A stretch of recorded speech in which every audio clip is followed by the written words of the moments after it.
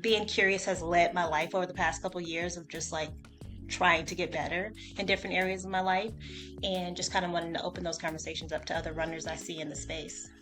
I'm curious about it, so I want them to know it's something that I'm seeing within them. Even if I just met them, like this is what I see about you, because you can be completely off. And they're like, no, that's not me at all. Okay, cool. Then, how did I get there? Like tell me more.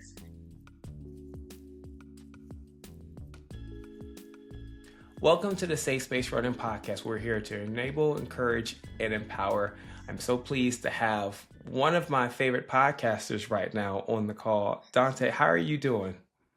I'm doing good. Thank you for having me on. I appreciate it.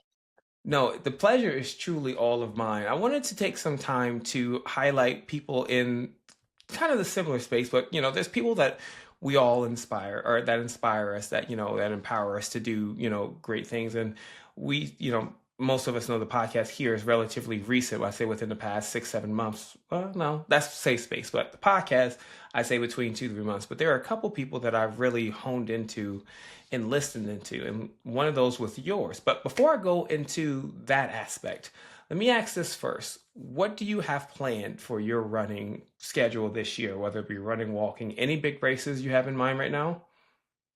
Yeah, so I have Eugene coming up in April. So that's my spring race. I don't have a fall race, but I am planning to do a fall race. Everyone keeps talking about Eugene. Y'all got me Yeah. having some FOMO right now because I want to pull up with my people. I know the Black Three or Black Sub Three. They have a couple Yeah. marathoners going to that as well. Everyone keeps talking about it. Y'all might have me change my schedule at this point in time. It sounds like a good time. Yeah, no, I've heard good things about Eugene because the PR project, they're based here in Detroit, they do like a host event out there every year. So they've done that marathon a few times. So I've heard good things. I do hear that it's hilly in like the first 8 miles, but then it Ugh. kind of like smooths out from there. You said you might have lost me at Healy. I think I've done. I think I've had my share of hills. I did Sydney last Yeah. year, and I did the race in Atlanta. Which, for those who have done a race, listen, look, Atlanta that is might. crazy conditioning. Oh, I thought the half, and I say this in all. I love the race. I love what they're doing. I had Tessa. I spoke with her not too long ago, but definitely one of my favorite races. But might have been my most difficult one in terms of elevation. It was a Yes. bit of a doozy. Yeah. Yeah. Every time I race out there, I'm like, this is a different type of training. This requires a different type of training to get through those races. Right. Now you got to be built different for that. So respect to Yeah. all the Atlanta runners out there who base their training there because y'all Yeah. y'all going through it. But I wanted to go into again, I hinted at, podcasts that I personally listen to that I'm inspired by. And your podcast, Consistently Curious. I really Mhm. enjoy what you're doing with that and who you interview.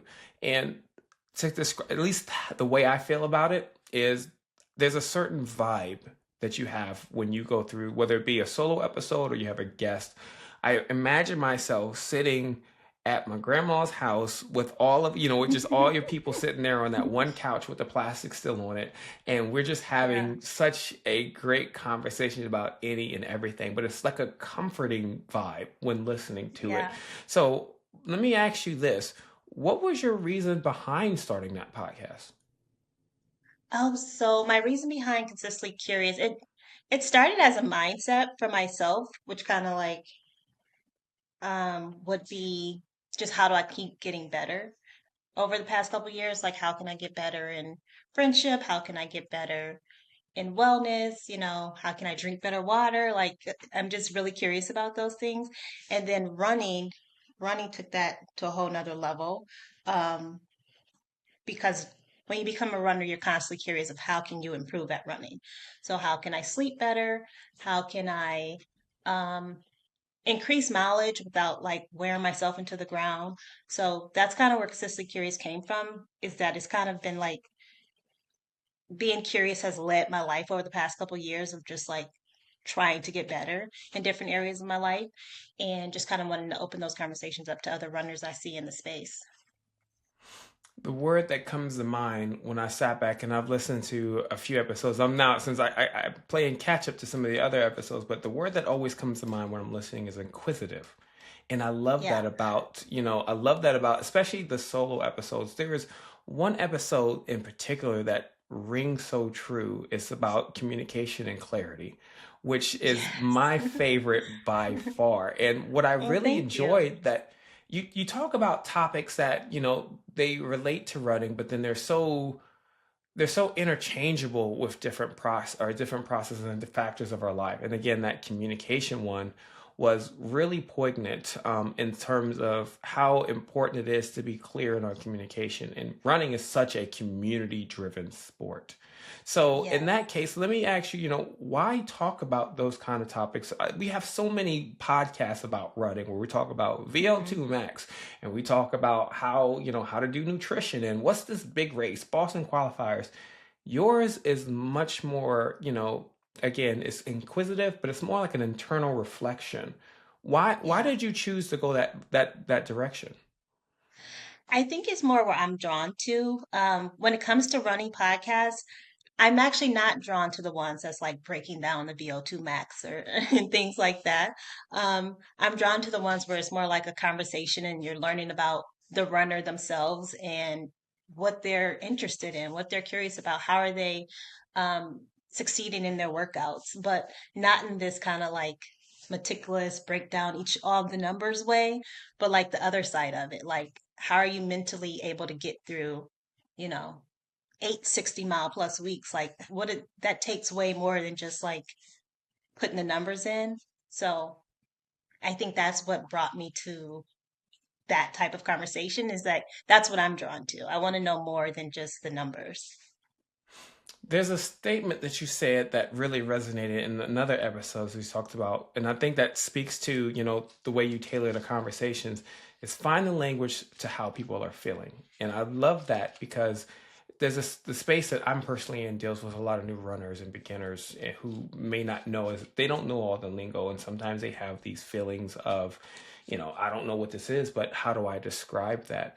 What why again, what was your, if we can dig into that, I wanted to really dig into that.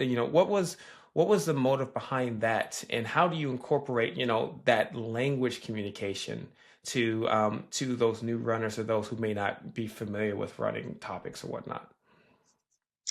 How do I incorporate the language conversation around running or Just more so like when I think your podcast wants to, again, you mentioned of, you want to give people information to be able to describe how they're feeling more so, Mhm. and I think your podcast really centers around, some inner topics that help dig into both, the running aspect and then the mental aspect. And I think that's what's the beauty of it, how you merge the two together. So I guess it's Mhm. around that theme, if that makes sense. Yeah, so and the question is, how do I welcome those conversation with runners? Is that the Yeah, yeah. How question? do you Yeah. pull that into the podcast for others to take that I and learn think from? I think it's something I kind of look for in people. So when I see something in them that I'm like, oh, I want to know more about that thing. Like if they're constantly posting about Mm. I don't know, something they're pushing through, I want to learn more about that and how are they getting on the other side of it. Or if they seem to always be reposting about mental health, I want to know what got them interested in mental health. So that's what I want to have the conversation about.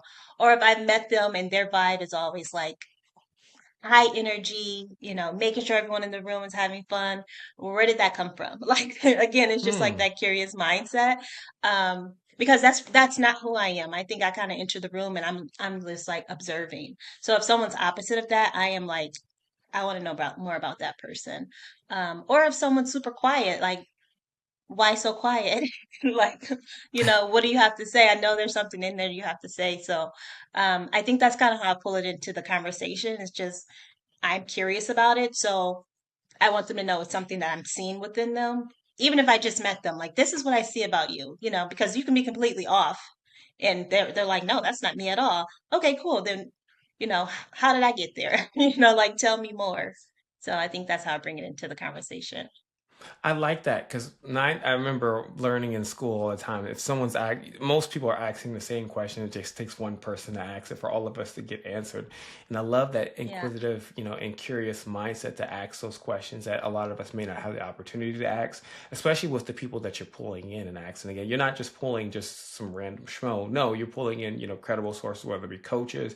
I know you just had Yeah. Justine Roper. She's good people, but no, she does. Yes. She's a doctor. You've got people who's coming Right. in with this credibility who can help contextualize those things that they're posting Yes. about, so that way we can listen to them like, oh, that's what that is. That makes sense. And I love that you're Right. pulling those kind of questions from them like that, or asking them those Yeah. kind of questions to pull that information from them.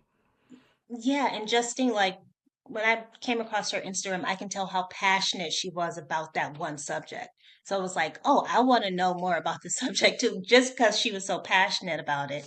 And then learning more, she is kind of like a speaker. I didn't even realize that when I had her on the podcast, but like she has this whole other side to her where Mm-hmm. speaking is like a big part of her lifestyle. Um, and that really showed up in the conversation. So like if I'm interested in something that I see in someone, I definitely kind of want them to know, like, hey, this is what I see about you, and can you speak to it so I can learn more? I love that. And I know that correct me if I'm wrong, right now there's 39 episodes currently, from what I saw. Yes. Perfect. And like I said, Yeah. you'll hear me say this a couple of times if you haven't yet. Please check it out. Consistently Curious. It's like I said, I really enjoy that feeling of that. And that kind of goes to my next question to that, because we talked about your motivation for getting it started. And my next question is a question a peer of mine asked me, a poet here, Scott Woods. He asked me this a long time ago when I was setting up different goals or whatever. And I posed the same question to you in terms of the Consistently Curious podcast. As you're working through this, as you're learning more, as you're starting to get all this information in and provide it to the public, what is your measure of success in doing so? Hmm. I would say showing up week after week is one measure, like sticking with it because you can't get better Mm, if you're not putting the reps in. So that's one measure of success. And then for me, it's also just like putting myself out there more because that's not usually, again, I'm usually more in the background. I don't want to be, I don't want to be at the forefront. So I'm getting more comfortable with kind of pushing my own boundaries and kind of expanding more and like, not being afraid to be seen is another measure of success. And just having people on that feel comfortable to kind of share and they're interested and they want to share and they don't feel like, oh, I got to do this thing. But it's more like, oh, yeah, you want me on your podcast? Cool. Because it's usually a lot of people I don't know them, but I probably already follow them on Instagram or we have mutual friends. So, if they're showing up, they're not always going to be the most comfortable. So, like making sure they feel comfortable and they enjoyed the podcast. So, even mm-hmm. if they just repost it or if they can say, I like this about it, that's another measure of success. So, I'm still very early with it. So, a lot of my measurements are kind of like pretty close to the chest. Like, I just want to see it get a little better week after week. I but I think that's what's the beauty of it, though. I think that's why I personally have gravitated towards it, just because you can tell that there is a passion. The musician in me is always about, we have to play music, we have to be artists for ourselves first, and then we share it with Yeah. others. And there's other people who talk about the audience don't know what they want. You have to give them and remind them what they want, things like that. But I think even just on just those measures of success, I think they're really poignant in your passion in that. And I'm always Thank one. you. My rule of thumb has always been, if one person shows up, then they're meant to be there. If they get something out of Yeah. it, they're meant to be there. And again, each of the episodes what there's guests in it, again, it feels like we at grandma's house with the plastic still on the couch, and we just legit just talking That's and so chopping, good. talking shop. Yeah. But that's, again, I can tell that you give them that space to freely express how they feel, and you ask them, poignant questions that you're curious on, but you give them that space to allow them to do so. And those who don't know, podcast is not easy. Managing No, it's podcasts, not. again, whether it be 10 episodes or 39, again, you're doing Yeah. fantastic. There's a I lot of work that appreciate it. goes into this. Yeah, yeah. And a lot of things push up against it. Like technology gives me issues just about every week. I'm just like, this thing's supposed to be simple, but it's not. So like a lot of things push up against it too. So I appreciate that. Thank you. Yeah. Yeah, I truly appreciate it. And I do have one more question for you. And again, I know that you're a runner and you've been around running. You've Mhm. talked to people all the time. But my favorite one to ask everyone, because everyone has such a different perspective sometimes, is if Mhm. you a new runner comes across, so let's put it in the context of a podcast. You get a message from some a Yeah. new follower or whatnot too. They're like, hey, I really enjoy the podcast. I'm newly into running or walking, either one, and I'm not sure how to navigate the space. What is one tip or suggestion you would give to them as they enter into it? One tip would be to go slow and steady because growth happens in that order, slow and steady. And then also racing is a skill set. So I thought for me as a new runner, I thought I was just supposed to race and be so good at it, like because I felt pretty strong in my daily runs. But racing is a skill set, so you get better at it the more reps you put in. And the more intention you put in, because if you're training for a marathon, that doesn't mean you can race a 5K and be good at it because it takes a Mm. totally different skill set. So that would be my advice to new runners. It's a skill set and it's not something that most people don't just like get to the starting line and race well. So it comes over time. I love that. I love that. I'm out here racing to be mid. That's all I know. Right. I be out here fighting for my life. I got friends that be out here dropping sub three. I'm just out here in I costume. know. I'm just trying to survive out here in these streets for real. But I I love that truly, too. we out here having a good time. That's the Yeah. hope. I mean, that's the hope of celebrating. That's the gist of, Yes. why I do what I do. But I generally, and I mean this, I inspiration comes from so many others. And again, speaking candidly for myself, entering into the space of podcasting and listening in, and we talked about it even before the call. There's not many people of color that I see on, in the grand scheme of things, whether the highlights, the Instagram algorithm, whatever, and especially women of color. And I really I take notes from your episodes. I take Well, notes thank of the you. sense of, how do we make them, how do we keep that conversation and vibe intact? And the conversations and the context of what's being discussed is like I really enjoy listening to that. I always feel like I'm right there in the room with y'all. And I love the different topics that you have. So needless to say, you have your fingerprints are on Safe Space Running in this podcast and who we talk to and things like that. So I personally thank you, and I'm sure others who listen in as well will thank you for creating a platform for those who you interview, but more so for others who are just as curious as you are to ask those kind of questions and give them the information from proper resources and proper people so that they can learn and they can be successful in that. And again, podcasting is not easy, but you're doing it and you're doing it well. And I'm, for one, inspired by what you've done. And again, you've inspired me to be better and continue to grow in the space that I'm freshly entering into as well. So much kudos and thank you for what you're doing. Thank you so much, Chris. That means a lot to me. I haven't had much feedback on the podcast, so that means so much to me. Thank you so much. No, I listen. I don't listen to many podcasts at all. Like my podcast, I listen to Serial from NPR, and that's on my cars. But I never listen to podcasts even when I run. But this is one where No. I can really just play it and just feel in that Yeah. conversation. So it truly has, Yeah. you have definitely made an impact in mine. And like I said, the people who listen, the people you've brought in, has been truly, you've been giving us a gift for sure. Thank you. And can I ask how did Safe Space Running start? How did this podcast start? Oh, that's funny you mentioned that because another note that I took from you was actually doing an introduction of what the podcast is about. I haven't done that at all. No, but I'm glad you asked that. So, Safe Space has really been about celebration and storytelling at the end of the day. And I Yeah. always mess up the slogan, but it's always about encouraging people, enabling them to be successful, and empowering them to be successful in a space where we have so much information and we have so much that Yes. comes our way. How do we allow people to remove the barrier of too much noise, or let alone barriers, period, of I can't afford a race, or I don't know how to run a race, or I don't know how to run my Right. first mile?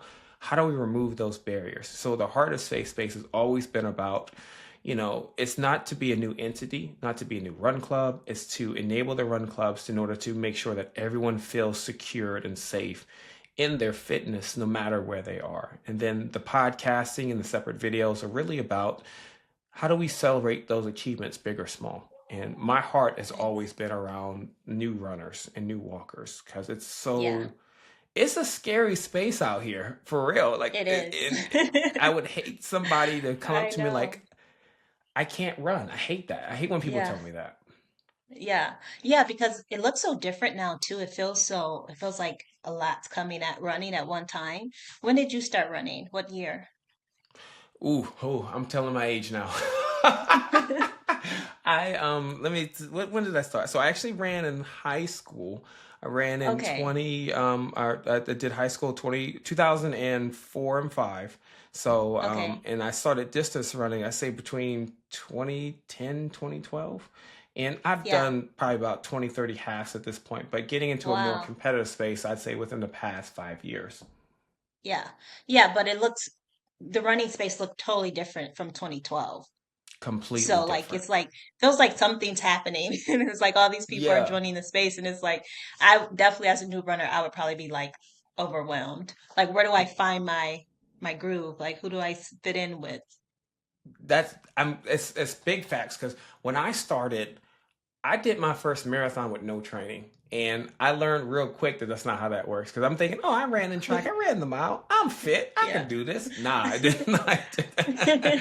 Crashed and burned something fierce, but it was again, I Right. didn't have that information or the people around me to give me the know-hows or at least guide me in the right direction. So for a long time, I couldn't figure out why I wasn't successful in the way I wanted to be.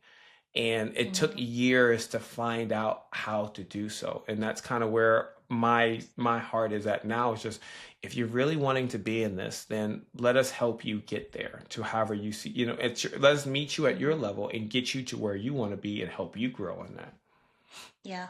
Yeah. I love that. I love that. Thank you. Yes, but again, I'm glad you asked me questions out of curiosity, so I love it. Yeah. I'm like But I I, need to know. no, I'm here for it. Well, again, I truly am inspired by you and your work. For those again listening and watching, check out the past that podcast. Consistently Curious is on Apple Podcasts.